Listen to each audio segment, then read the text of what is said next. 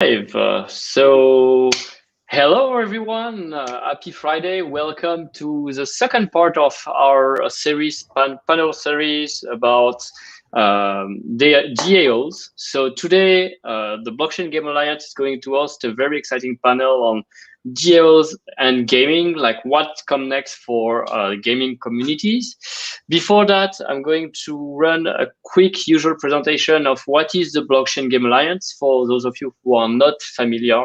It's a non-profit organization that's committed to promoting the adoption of blockchain technology within the game industry by showcasing all the different use cases, which include NFTs, DeFi, decentralized gaming, and DAOs, how they can allow developers, creators, and players to engage it better as communities, to create games, to publish games, to play and earn potentially.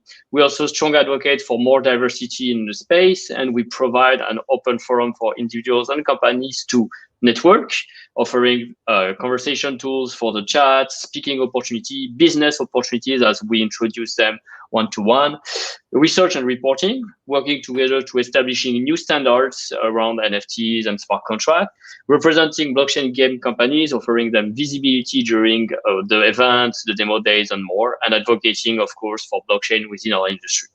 I'd like to give a big thanks to our sponsors, starting with AMD, Antler Interactive, Ubisoft, Vulcan Forge, Illuvium, Mobox, OneWay Zaya, and Star Atlas, Arc.io, Non-Fungible, Digital Entertainment Asset Group, GamerAsh, the TAP Project, IOI, TriumphX, Algorand, AnarchyX, Poson Protocol, Chromia, Matic, Nexttype, Animoca Brands, Contribute, Consensus, Galaxy, and Tezos. As you can see, we now have a growing list of sponsors who are also pushing even further with us, supporting the activities of the BGA. And the BGA has been growing as an association, counting now over 200 members coming from all various spaces, side of the industry, spaces, blockchain, game, channel protocol, press and media, games, developer solution, media, investors, esport, and many others. We run various activities and events at the BJ almost once a week, which include interviews with industry leaders, workshop on various thematic panels on different topics. We've done it about NFTs. Today, our series continues around DAOs, new member presentation events, and the demo days now happening once a month. Without any further ado, let's welcome our speakers today, Gabby Dizon from Yield Guild Gaming, Kai Turner from the Meebits DAO, and Piers Kicks now at BITKRAFT. All right, so here we go. Hello, everyone. And we'll have Luis Diego, who will be hosting this conversation, which I'm sure will be very exciting, and we'll be hearing a lot of interesting point of view on the topic. Thank you very much, Sebastian. So yeah, as you said, this is the second conversation around DAOs. We had one last week, and it was live if you want to see it as well on YouTube. But yeah, the idea is that we would like to continue further with this conversation because there's a lot of things that we still want to talk about, and there are many topics around DAOs that are still very exciting to know. So yeah, well, thank you very much for the three of you for being here. Happy to be here as well. So let's kick off the conversation with Gabby. So tell us a little bit about Yield Guild Games and about you. And if you have any news to share with us, feel free to do it as well. Thank you. Sure. Yeah. So Yield Guild Games is what we call a play-to-earn gaming guild. So that means that we are a DAO that buys NFTs in different game assets around the metaverse. So it would be games like Axie Infinity, Sandbox, Formula One, Delta Time. And then we lend out these NFTs to our player community so that they can play these games without having to pay any money upfront and earn an income from playing these games. So I would say as a DAO, we are operating under the principle of progressive decentralization. So you see it in both ends. There are, I guess, DAOs that start with decentralization first and then product later. And we're kind of on the other end where we want to have a team that really presents a strong vision for what we want to do first, and then do the kind of decentralization gradually. So we have a unique model in that we are actually what we call a DAO of DAOs, and this might be a first in this space.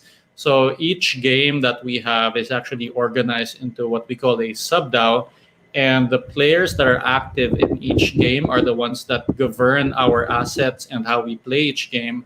So we've done this for one of the games that we're playing called League of Kingdoms, where we bought an 86 plot land estate in this game, and then the players bought into the token that represent a fractional ownership of this sub DAO. And yeah, they're the ones governing. We set up a snapshot page. One proposal has passed, and this is something that we are going to scale across all of Yield Guild, wherein each game is kind of localized into its own DAO, because there are different people who are passionate about different games, and we want to make sure that the people who are very active and passionate about each game are the ones that are governing it. Okay, great. Thank you. So I'd say it's a DAO for DAOs. Love it. Thank you very much. So let's go for now with Kai. So tell us a little bit more about Meebits DAO and Meebits, if you want to talk about it as well. Sure. Yeah, hi everyone. Yeah, let me start with Meebits first. So I'm an advisor to a number of groups that are building in the Web3 space, building the future of Web3. And you know, these groups, my friends, all got excited about. Everyone knows CryptoPunks, but then when Larva Labs came out with their newest project, which in some ways was a 3D avatar version of, or updated version of CryptoPunks called Meebits, everyone got very excited about it. They did very well. They made about 77 million in their launch of these Meebits, and they did it on the vision of this is going to be an avatar that you could bring into the metaverse. So that I mean, in some ways, probably everyone on this call has in some way thought about the metaverse or done projects related to the metaverse. It's something that's almost in danger of becoming buzzword bingo, that everyone wants to be doing something for the metaverse. So coming out of that, out of the excitement of the launch and getting our Meebits and being able to see the box models that we could start to play with, there was just this thought of like, right, now what?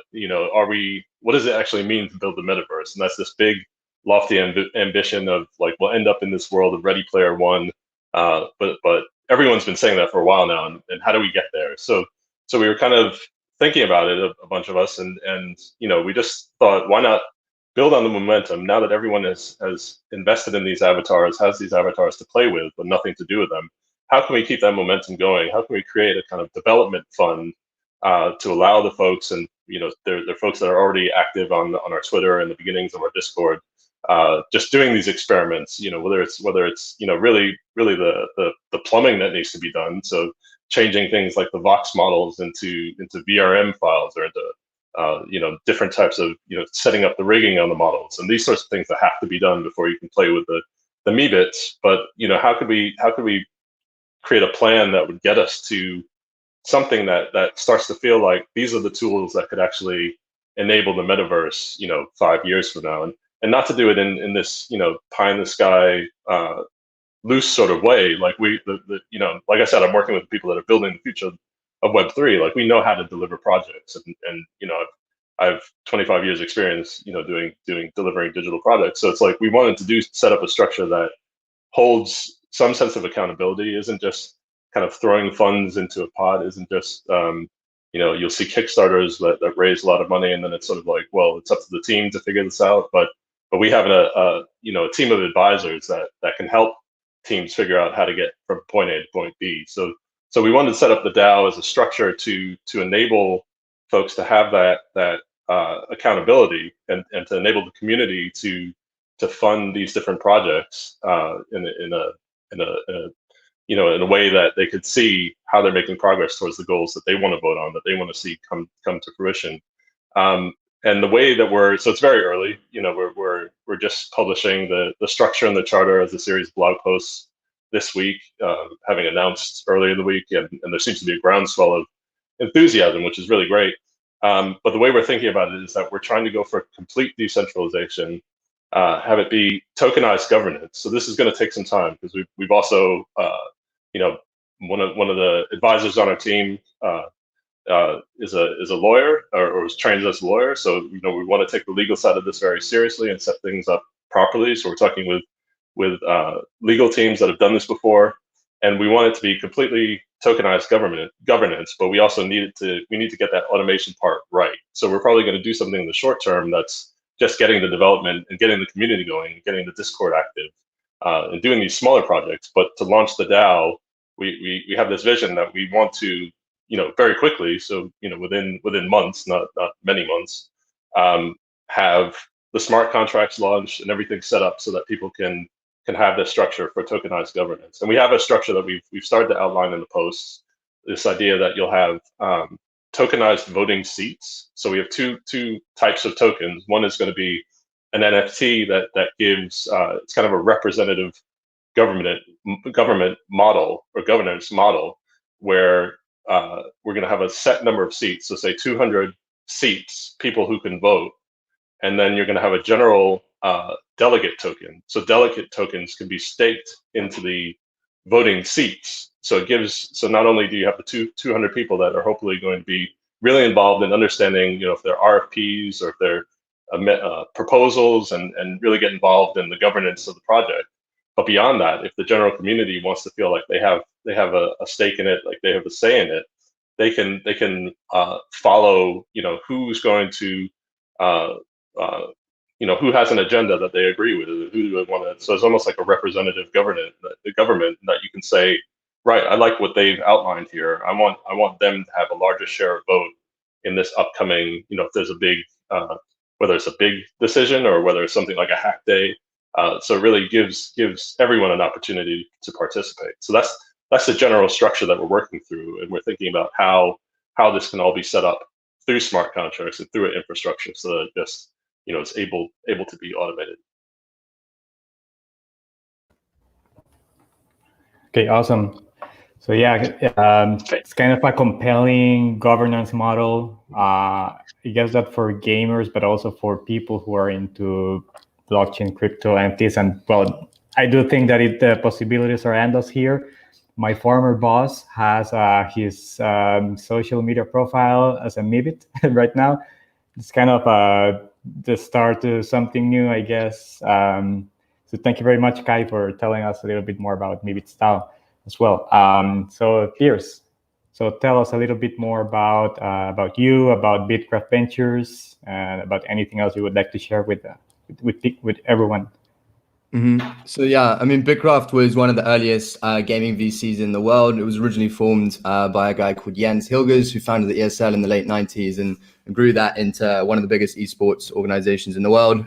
So BitKraft was originally focused on esports, but the scope has expanded to gaming and interactive media more broadly. I think we're probably the largest and certainly the most active gaming VC out there now. We've got about 11 people on the team, very kind of decentralized operating model. We've got people in Berlin, London, Lisbon, New York, Denver, I think, and LA. And the fund invests globally with a focus on the Western world, but we've got some strong partners in the East as well. Obviously, I probably wouldn't be sitting here unless the intent was to evolve in the direction of crypto. We've recently announced this sort of strategic partnership with Delphi Digital, which is where I came from before. I was heading up the gaming and NFT side of things there.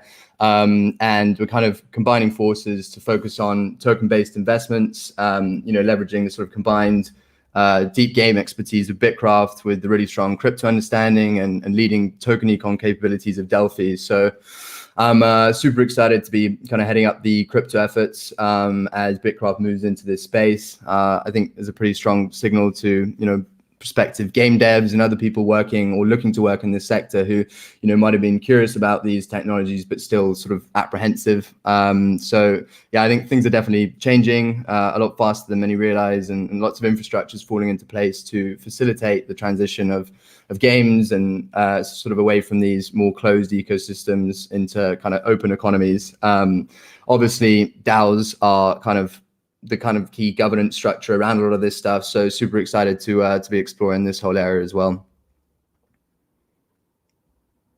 Awesome. Thank you very much, Piers. I think that Sebastian has something to say. No, well, thanks for the presentation. I was noting that before the governance aspect in DAOs, it already started by being like regrouping communities of interest. In one case, players who are participating in games to earn a revenue, and hence from that engagement into the game, there's derive the governance. In the case of Meebits, it all starts with an avatar and trying to put together people who share that interest, that passion of this avatar, and how we shape those avatars to have more utility, how we work around their format, how we going to iterate on proposal and so on. And in the case of Piers as well, like how we are driving towards a more open economy through different platform and protocol and communities as well via the use of the DAOs. So really interesting to highlight those aspects, I think, because you guys are starting here something rather new, like in the space. DAOs, I think many of us are discovering them maybe for the first time. And it's great to also highlight why is it so different from what is currently in place or what used to be in those type of structures. Okay, I'll start on this. So games have always had very passionate player communities, right? And if you go to any game forum, you probably find a really engaged player community.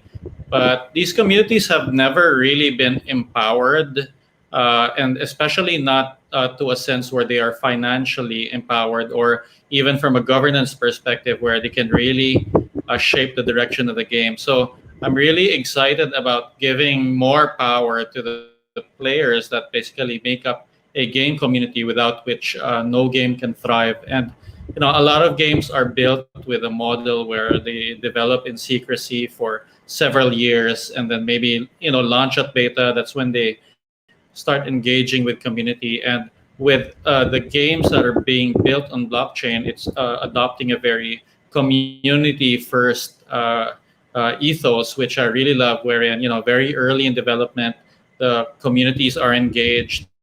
Sometimes some of these games are releasing their assets early, be they NFTs or tokens, even before the games have launched. And it gives the community the opportunity to buy in early and be, I would say, financial stakeholders of this game, very emotionally involved as well. And I've seen this many different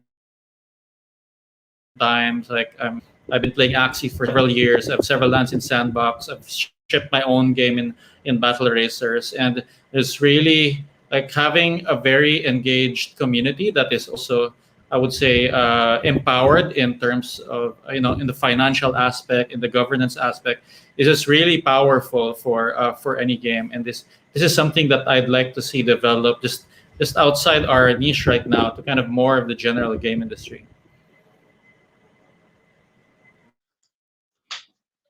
Yeah, I would second that and just say that I mean, what's interesting about and something that we've been thinking about a lot is I kind of got my start in the CryptoKitties community and was building things there, and more recently with Avastars and building all these tools. And you can see engaged communities want to build things.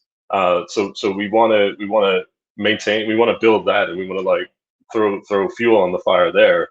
But then there's also this aspect of like, how do we direct that towards goals? And that's where the experience of, I mean, the DAOs are a new thing, but we have people on the team, on the founder board, on the advisor board that have worked on the Mozilla Foundation, have done lots and lots of open source projects and built the foundation that runs Node.js. So they know how to do these open projects. It's just kind of merging these two worlds and then adding the layer of how do we do this on the blockchain? How do we can sort of take this sort of expert knowledge and encode that into our smart contracts? I think that's really the challenge for us. Yeah, totally agree there. I mean, it's pretty clear that there's a kind of secular trend towards sort of community ownership and decentralized networks. I think a lot of sort of firms or projects that kind of fail to adapt to these new dynamics are going to be shut out of a lot of the sort of upside that comes. On sort of Kai's point there, like if we zoom out a bit, solving these sort of large scale coordination problems is essentially crypto's killer use case, right? Whether it's sort of Bitcoin and in the context of money and whatnot, but sort of value transfer contracts and trusts kind of lie at the heart of coordination, since humans generally, have to be incentivized to coordinate by credible promises of future benefits, right? Otherwise, kind of collaboration doesn't make sense. And in the historical context, these contracts were largely sort of social, enforced by religion or morality or whatever, and then they've become legal, right, with value transfer guaranteed by trusted third parties with centralized ledgers, be that sort of JP Morgan or whatever, that are then enforced by the legal system. But this is where with crypto now, these contracts have become sort of natively digital, that are enforced by systems of crypto economic incentives, which provide these kind of game theoretic guarantees, right, that are opening up new frontiers for value transfer and cooperation. I think even these sort of early examples, that's super exciting, but we're really just at the tip of the iceberg in terms of what that sort of value transfer and cooperation even means, right? Whether it's smart contracts with sort of programmable cash flows that are unlocking exciting forms of this value transfer and cooperation, or sort of royalty structures with NFTs, or essentially profit sharing agreements with worker collectives, kind of like Yield Guild, and there are other sort of decentralized consultants like Raid Guild out there leveraging DAO infrastructure to do this, or whether that's just kind of robust guarantees around the security of a pool of funds on chain in the form of capital collectives like sort of the Lao and Flamingo DAO and whatnot. I think it's super early days, but very exciting to see. In particular, zooming in on the sort of early manifestations around gaming, obviously the sector I'm probably most interested in, but with projects such as Axie and sort of Illuvium, it's kind of where Yield Guild sits and kind of structuring all the activity around here. It's a super exciting place to be, with sort of fees flowing out of the game economy into an on-chain treasury that's governed by a kind of network of token holders who have, direct sort of governance and voting rights in how those resources get allocated. It's pretty new, uncharted territory. It's pretty exciting. I'm eager to see where it all goes.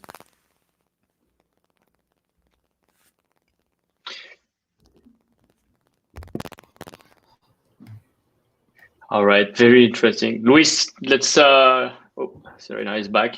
Let's move on to the next question, but I will save for after, like the question regarding like the flows of token and how we are also using like treasury in a DAO. What does it mean now that certain DAOs have millions of dollars worth of assets under their management?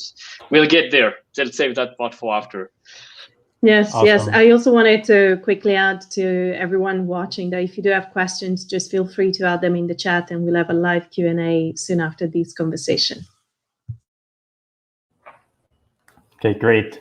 Thank you very much. So let's move on to Gabby once again. So you were talking about how someone can make money through your platform, but can you dig deeper into how does this happy path would look like for a user who actually wants to make money, and how can he or she leverage the DAO community that you're building? Okay, so as I said earlier, we're a play-to-earn guild. So we don't focus on one game specifically.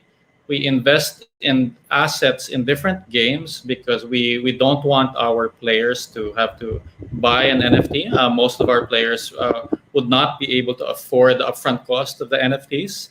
So the DAO invests in these through our treasury, and then we lend these out to the players so that they can play these games. So we organize the players around the NFTs that we have. In the case of Axie Infinity, it's lending out these Axies to individual players in what is called a scholarship program. In Formula One Delta Time, that means having an esports team where we give them the car so that they can race and vie for Rev token rewards. In a game like, for example, in Sandbox, this is not something we've implemented yet, but we want to do some creator contests where people can create experiences on top of our land. So it's different per game, and that's what's exciting about it, is that we're enabling different types of people to find jobs in the metaverse. In a way, like people call us the metaverse employment agency. Like you could be a player, you could be a creator, You could be, an avatar designer, and we're finding a way for people to use their talents and onboard them into the metaverse without having to, spend the upfront cost for doing so to get into NFTs. Can you share us a little bit, like what is this upfront cost typically? Like how high is it for a regular player, and how big has been your growth recently? Like how many hundred thousand of players are already engaged with YGG? Sure. So there's a little over 10,000 players in the Discord. In Axie Infinity, we're lending out, I would say, close to 2,000 Axies. Over 700 players are already earning SLP, and the players have earned over 7 million SLP already from our scholarship program. And yeah, growing really fast. There's a lot of demand for it, especially in countries such as Philippines, Indonesia, India. There's a lot of people in Venezuela that are earning as well. Interestingly enough, the SLP token of Axie Infinity that they earn is more stable than the fiat currency that they have in Venezuela. So yeah, so they're actually earning better. So maybe just to in a put way, things in, this is really a lifeline for a lot of.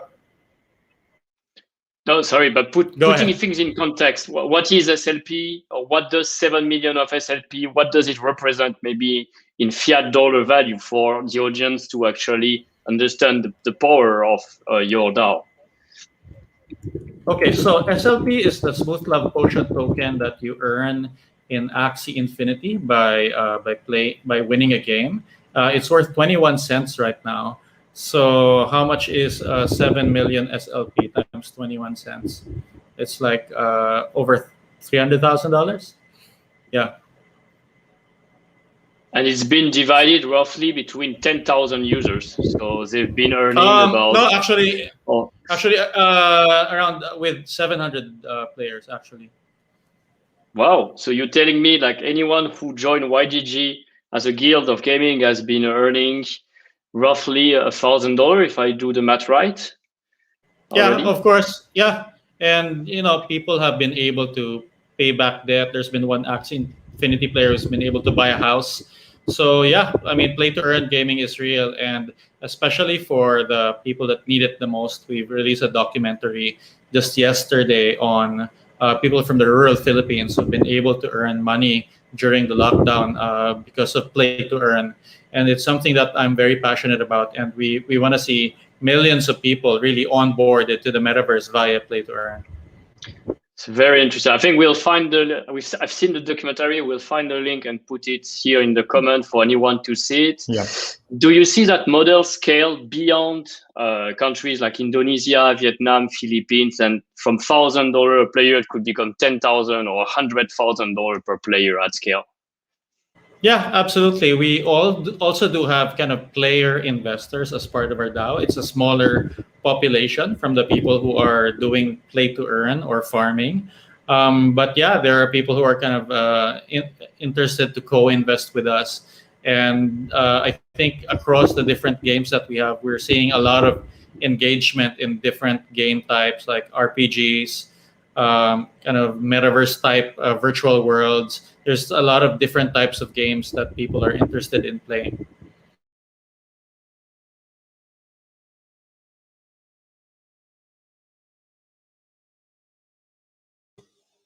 Sorry. Very interesting, Gabby. I was looking for the link to share it in comment for everyone to see, because I think it's really very powerful, very meaningful that it's already changing the life of thousands of players right now. I think that makes a difference, and that's one thing that people should realize about DAOs. They involve communities, involve users, and they have already an impact in the way they allow that community to participate in governance, games, and more. All right, let's move back to Kai and Piers with more specific question, I guess, as well, so they can share their side of the story. Yeah, well, I just pasted the link to the tweet about this documentary, so you can see it in the comments. So yeah, let's move on to Kai. So what would be the user's participation like in your DAO? What would a user have to do? What's the happy path as well to start using it? So there are really a few types of users. I mean, I think we're seeing the people who are Meebits owners as having the opportunity to have a share of the vote. So to kind of use the fact that they've already made this investment, that they can vote on where the DAO kind of the projects that the DAO takes on, or maybe how the DAO allocates the funds. At the same time, we're aware that there is this, the Meebits came out at a very high price, so we wanted to create these delegate tokens that enable the general community to have tokens and to have a share of the vote through this representative system that we're setting up. And then the population of developers. So we want developers to get involved and start experimenting with things, proposing things, and then we'll get into a position where the DAO can fund these projects, and the DAO can help them or set up the infrastructure for them to share their code out, or just to get collaborators. So one of the things we're already doing is the developers that are doing these fun things with the models are looking, they needed to have different Meebits to play with. So we kind of pooled everyone's Meebits models, and we're willing to share that with the developer pool so they can start to get these resources. So it's pooling resources in that way, and that's really the community that we want to cater to the most. I would say the rest is kind of the infrastructure and to create this funding system for the projects that people want to see come to fruition. So we hope that people will get involved from the standpoint of, like, they have ideas and they want to shape the future of Meebits. They want to participate, but really it's the folks that want to get involved and build and want someone to clear a path and help them build what they want to build. It's kind of the purpose of the DAO. Yeah, so you're kind of leveraging everyone's creativity in some way to build this community by itself, like a living community. It's awesome. Sebastian, do you have any questions for him? So, well, I think there's about 20,000 Meebits in total, if I'm correct. I'm proud to own a few of them. So de facto, any Meebits owner is part of your DAO, or like, how does it work to become a member? Do you need to own a Meebit to be involved? You can be involved without. If you can, and how many of the Meebits owner are already active in this DAO typically? So the structure that we're setting up, and like I said, this is posted with sort of the caveat that we want people to get involved and debate if they think this is the right way to go forward or not. But the structure that's proposed is that as a Meebits owner, we want to keep a limited number of these voting seats, as we're calling them, because just the belief that if you get too wide and too sprawling and too many voices in the decision-making process, you're not going to be able to really move in any direction.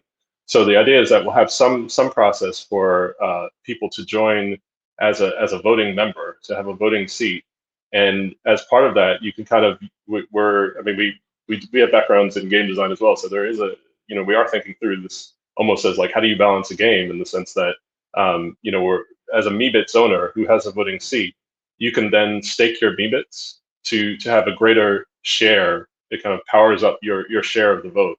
So if I'm a Meebits owner that stakes 20 Meebits, then I have, and then there are also these delegation tokens. That's kind of a force multiplier on the amount of share of vote that I have.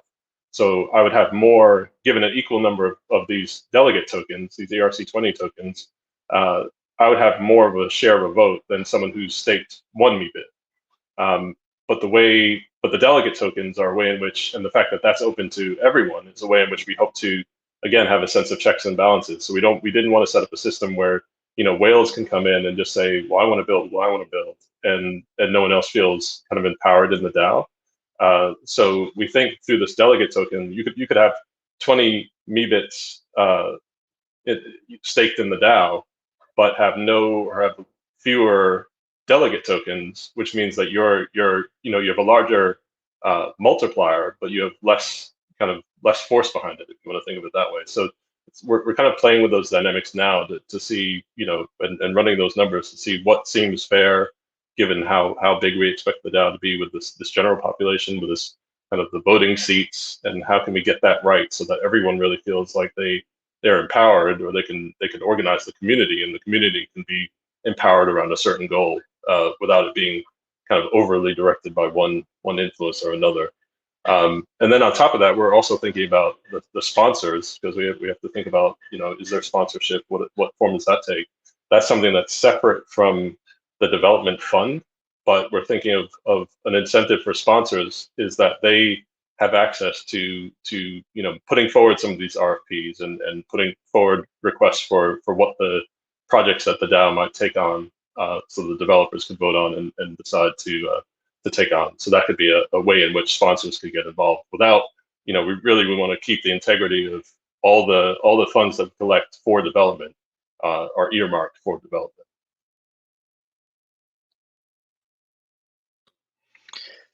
Very interesting.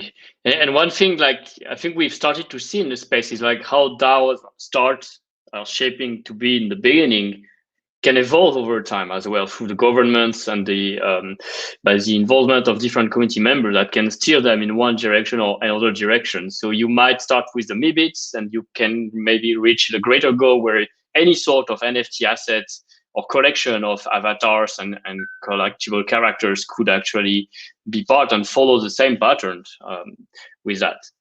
So that's true. Like we very much want to, if the vision is the metaverse, it's like we very much want to move on the momentum of the Meebits and the fact that people are, we've had this movement where everyone's invested this much into Meebits. So let's see how far we can go with that. And if that gives us a year or 18 months of exciting things to build, then yeah, beyond that, maybe the lens widens slightly and we start to think about how can we, because we're also excited about, cross NFT interoperability. So like, how can we bring in avatars and how can we bring in, CryptoKitties and Axies and all these things into a common shared space. So I think that's to be voted on, but that's further down on the roadmap. But Meebits are, we definitely want to keep a tight focus around that in the beginning. That was going to be one of my follow-up questions, actually. But obviously, I'm running one of the virtual worlds that are offering utility to tokens, and one of our goals is to enable interoperability of NFTs. So anyone who has maybe the CryptoPunk and a few other collections, like we announced Voxo Deus, for example, would be able to have an avatar matching one-to-one with the original NFTs they own and allow them to play and be represented with that character. My question was, in your opinion, should it be the role of those platforms, those decentralized virtual worlds, to operate and do those interoperability bridge, or is the role of the DAO to go and convince more virtual world to actually do that, so it becomes the metaverse you described? Yeah, I think when talking about the metaverse, I think it's thinking about how can we create standards. So in the same way that on a small scale, you could think we have Vox models and we want them to be OBJ models and VRM models, just to adhere to have more standards, to have more opportunity to hook into all these different platforms. So I think if there's a platform that is receptive to building with us, then that's an opportunity to like get more traction and to do more.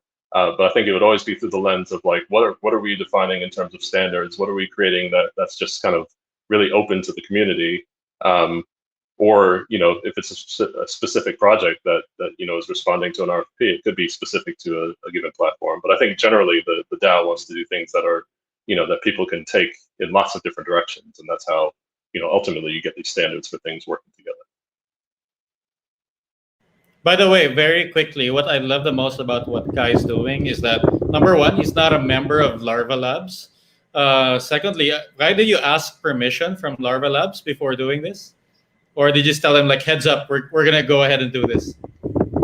Well, I think we took the 77 million invested as sort of the remit and the mission that they said, they wanted to open it up to the community to get involved. So we took it as the ethos of Larva Labs.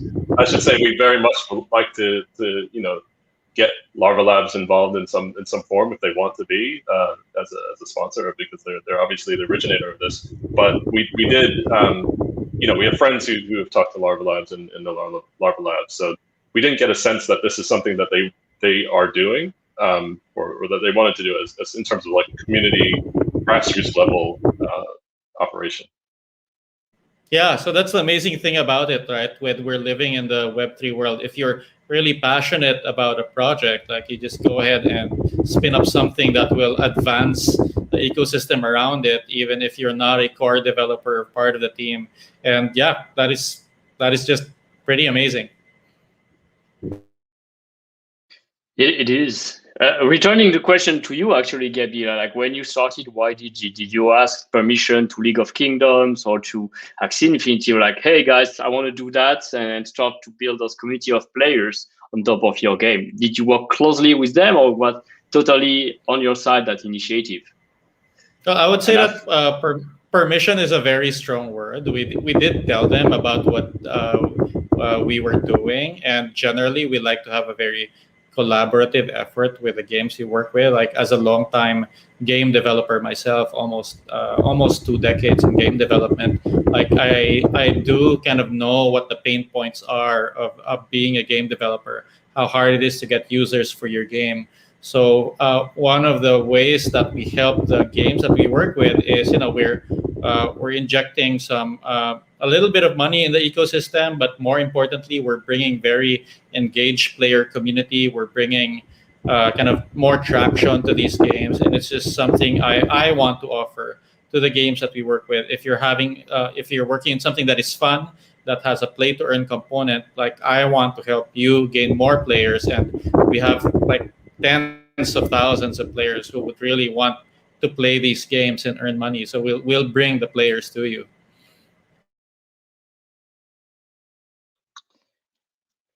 Interesting. So, all right, I guess we can move on with Piers to share a little bit his views now on this movement of DAOs, maybe from more like an economical standpoint or investor standpoint.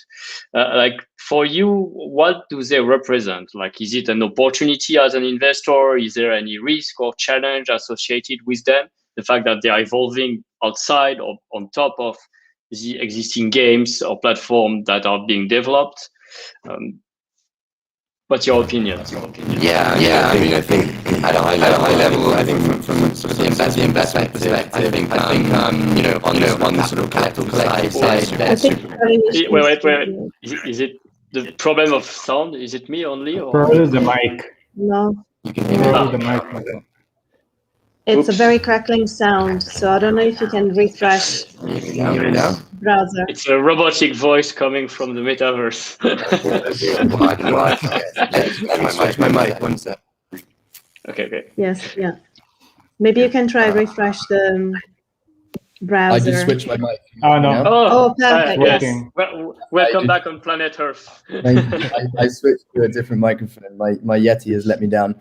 I was saying, I think from the investment perspective, like on sort of capital collective side, right, they're super interesting. I mean, they're probably one of the most efficient sort of capital formation and deployment vehicles we've ever seen. So I think 100% they're going to have a big impact on sort of the investing landscape for sure. It's super exciting to see what kind of things you can achieve with these things, whether it's sort of investment syndicates, governance of protocols worth tens of billions, or sort of treasury spanning multiple virtual economies. In the case of something like Yield Guild, I think it's pretty obvious that these are kind of like the native sort of asset management and governance structures of these new decentralized entities forming on top of global computing networks like Ethereum.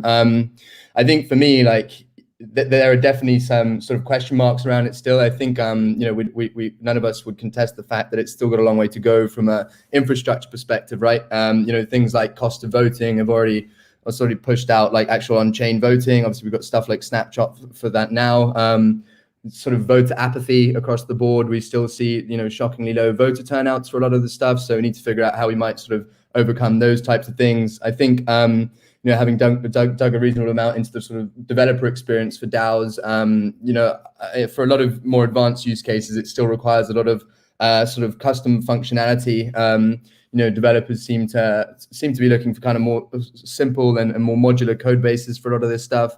And then lastly, and perhaps the most important one, you kind of alluded to, is the sort of legal structuring in terms of points of friction still. Figuring out liabilities, structuring foundations or for-profit entities, and kind of determining the relationships between them for some of these like DAO structures for as they grow. In the absence of kind of standardized templates and frameworks for these things, I think growth will be capped to some extent. But I suspect that it will take a while for the more legacy infrastructure to kind of interface with it. But I fully expect not only funds to sort of participate in DAOs and seek exposure to these communities that I think impossible to kind of execute with any other structure, right? You're uniquely enabled by a DAO-like structure. And then, I mean, perhaps longer term, I also think most funds themselves will evolve towards a sort of more DAO-like structure, right? But I doubt we'll see most sort of traditional LPs and stuff making subscriptions in stable coins or whatever just yet. But yeah, no, super excited to see what comes of it. I think in the near term we'll start to see more of the kind of capital collectives crop up, as it's relatively simple as a use case and it has dramatic kind of efficiency increases over traditional investment structures, even in its current state. So again, stuff like Flamingo DAO and kind of the Lao and sort of now where Yield Guild sits as well. But I think some of the more advanced stuff around the kind of hybrid collectives that might also be coordinating like human capital to perform services, whether that's in the game economy or, again, I use the Raid Guild example sort of later.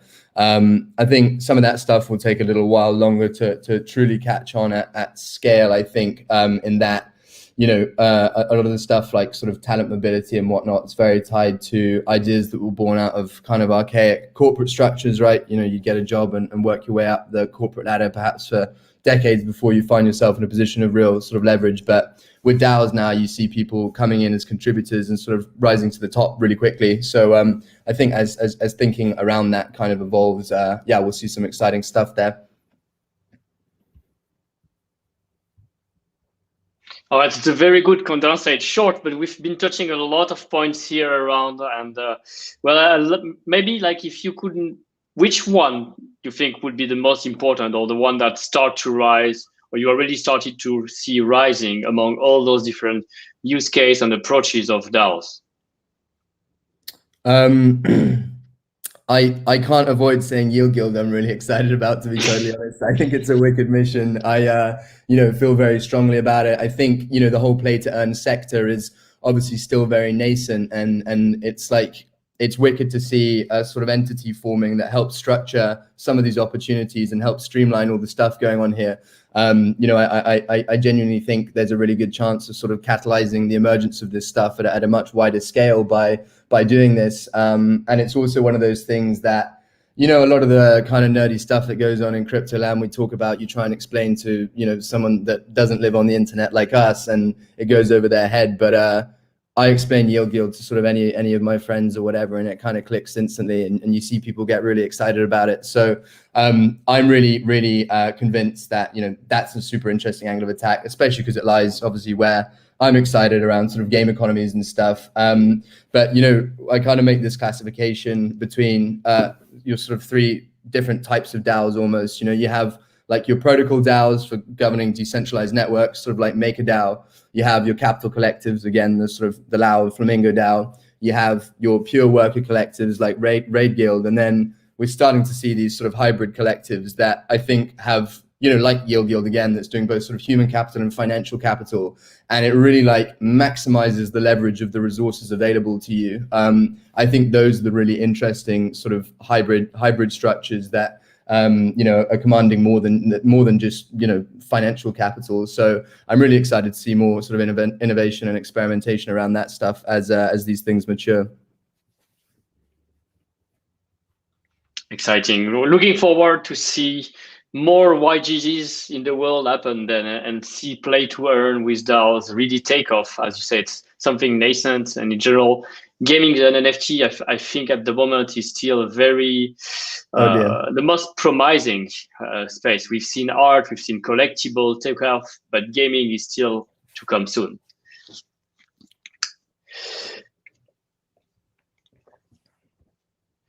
All right, so we have about 10 minutes left, I think, on today's panel. If there is any question from the audience, don't hesitate to ask them, and we'll have our speakers mention it and try to answer to those questions. In the meantime, maybe Serena, do you have a specific question on your side? Yes, I was actually listening to the conversation and had a few thoughts I wanted to share with you. I'm keeping an eye on the audience chat, so just reminding everyone, if you want to send over your questions for our speakers today, do it now as we are coming to a close soon. So I was talking to a couple of artists actually the other day, and they were referring to the fact that the economics around DAOs have been playing, kind of a tricky role in how people participate into DAO. I think we've lost a speaker. Hopefully he can rejoin soon. And so I was interested to hear from you how you think, here we go, Pierre's back. So I was interested to hear from you how you see the fact that there is an economy involved in the organization of DAOs, and how do you think this is influencing the governance and also the future of those decentralized organizations? So how much do you think the financial factor has a role in the DAO? I can see you nodding, guys, so please feel free to share your thoughts. I was going to hop in there and say that, obviously the sort of skin in the game dimension of this whole thing, right, is humans respond best to financial incentives, be that for good or for bad. And, again, that sort of skin in the game psychology is one of the most interesting ways to align people and really sort of coordinate, have a group of people come together and allocate sort of resources, things that kind of matter to them in order to achieve a common goal. Like, I definitely think that the financial and economic component is a strong part of what makes these things work. So excited to see that, and excited to see people starting to actually sort of make reasonable money doing these things, and this sort of emerging as a viable either supplementary or even primary income in a lot of cases. So excited to see where all of this stuff goes. Yeah, it's interesting to see the motivations, that get people to participate. But maybe for Gabby and Kay, I'm thinking, if it wasn't money that was driving people, what else could it be? And what would you envision in a future DAO that could drive participation?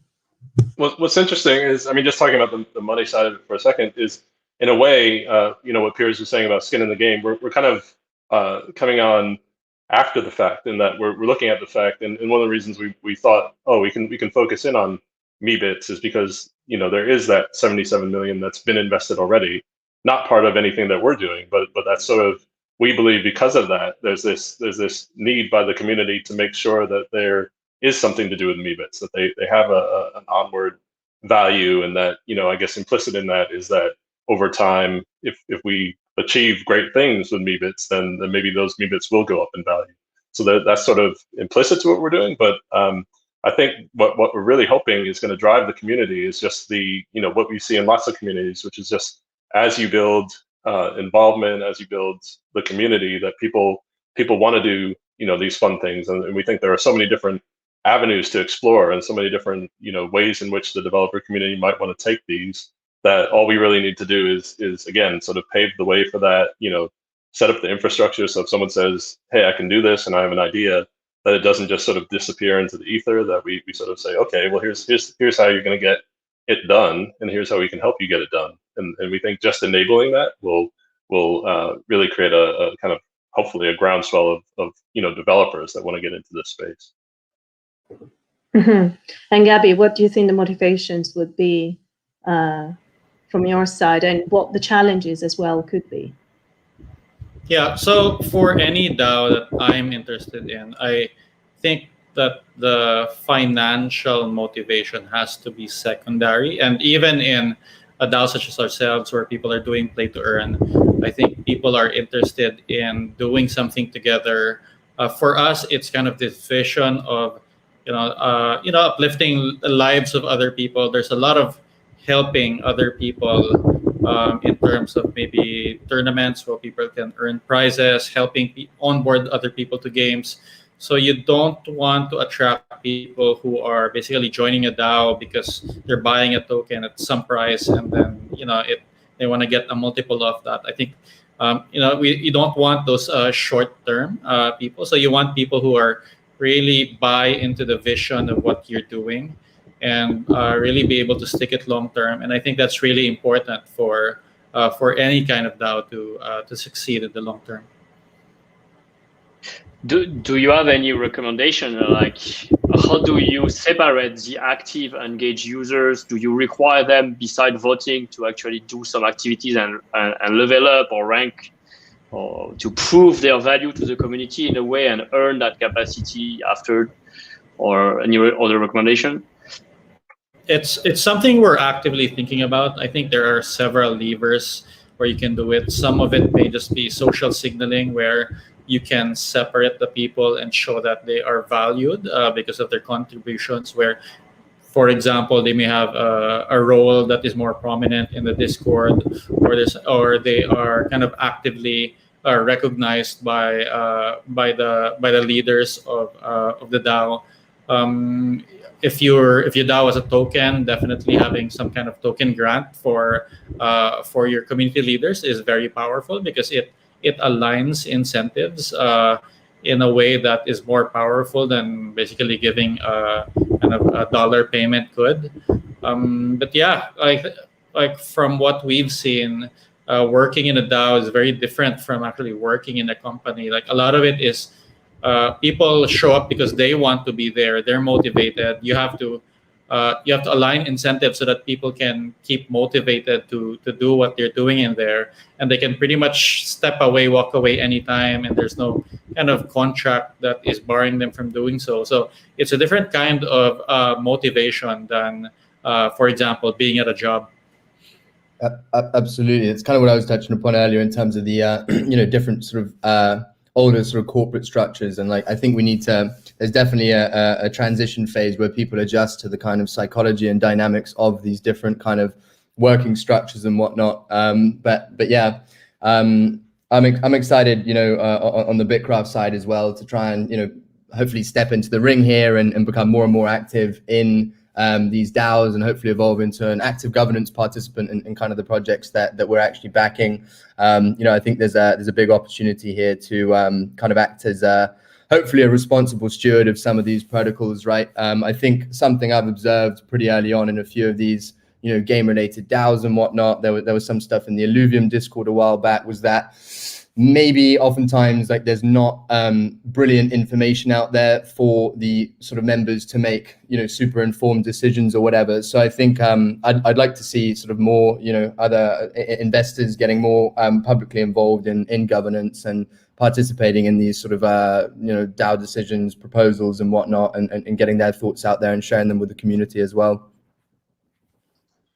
And like I was saying before, like we're coming from a game design background. A number of us have built games and launched games before, so I think we're we want this to be fun. We're talking about things like governance and white papers and tokenized representation, and it sounds very formal, but I think we're approaching it and we're thinking about it as if it's a game, and like how do you incentivize people to get involved? How do you reward people when they're involved? So if you think of it as game dynamics, then being involved in the community should be fun, and doing something and developing something over time should be fun. So that's really the lens that we want to look at it through.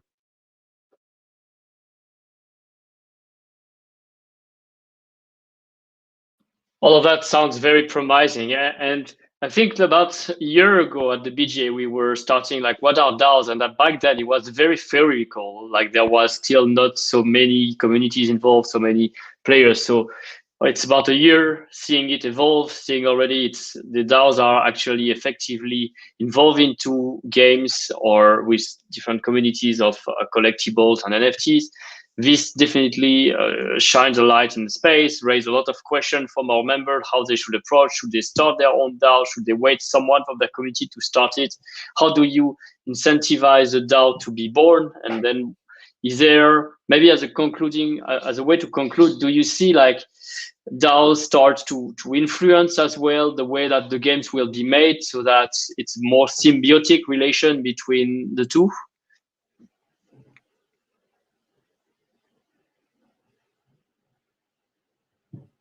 Who wants to yes. go first? I mean, I'll say yes to that. I mean, I think it's very much about, especially when you're talking about things about the things like the metaverse, that's this sort of unknown entity. I think it is about how will these different pieces interact, and how can you open them up so that you know, a lot of what we're thinking about now is like I was talking about before with the object models, isn't like an end goal. It's just like, how can we make this accessible to everyone and see what people pick up and use? So I think it is about that kind of interaction and you know, a give and take between, you know, something that you want to build and what products might come out of it, and what the development community and overall community is excited about. So you can't really move in one direction without, you know, you can't move in the direction of certain projects that the community isn't behind.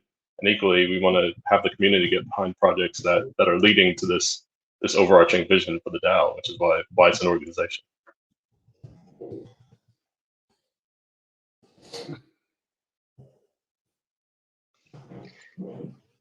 Cool. All right, I think we just passed the hour, so if there's any closing word from our panelists today, happy to receive so. If not, we'll wrap and we'll just announce like what's our next event at the BGA. Louis, maybe you want to say that, but we'll be talking about DAOs. We'll continue talking about DAOs, and the last Friday of the month, we have the most wanted event, which is the Demo Day. So we'll welcome that on the last Friday of every month at 4 p.m. CET. So stay tuned for that. And Louis has recently joined the BGA, so we've been putting together very interesting programming for you to, you know, learn more about blockchain games and all the different activities. Yep, as well as some workshops we're working on. Some will be open to everyone, so just stay tuned to see what's coming next.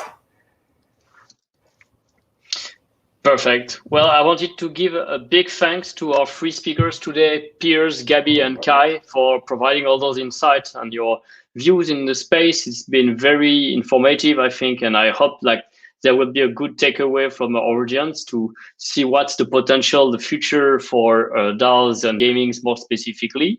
And well, thanks to everyone for watching this stream today hosted by the Blockchain Game Alliance, and we look forward to seeing you at one of our future events and in the Discord channel or Telegram channel to continue this conversation.